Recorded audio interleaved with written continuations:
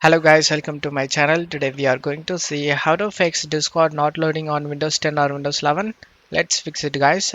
Method 1, you just need to press Windows key and R key together. Type here percentage app data percentage. Click on OK. In here you just need to double click on the Discord folder and select code cache folder, GPU cache folder.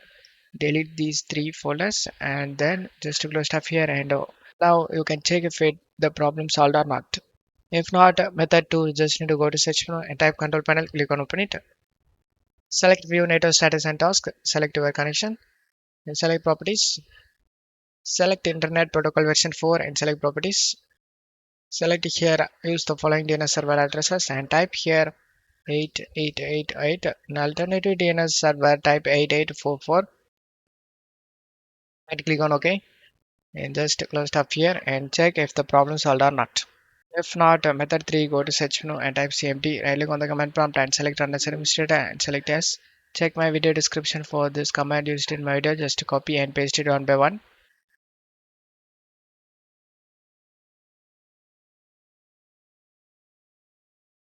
After finishing this command, just close stuff here and restart your PC. After restarting, check if the problem solved or not. If not, method 4, you just need to open up Chrome and search Geek uninstaller. Select the download option under official site. Select the zip and download it.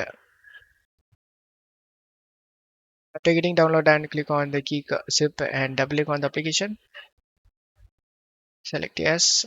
Search Discord. Right click on the Discord and select uninstall.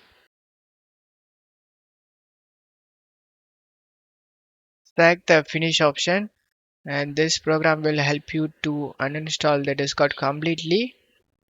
And now all traces removed. Just close stuff here and search Discord download. And now select the first site and select download for Windows option. After getting download and click on it and install it. So you can see Discord opens up without having any problem. And now your problem should be fixed. Don't forget to leave a like guys. Thank you.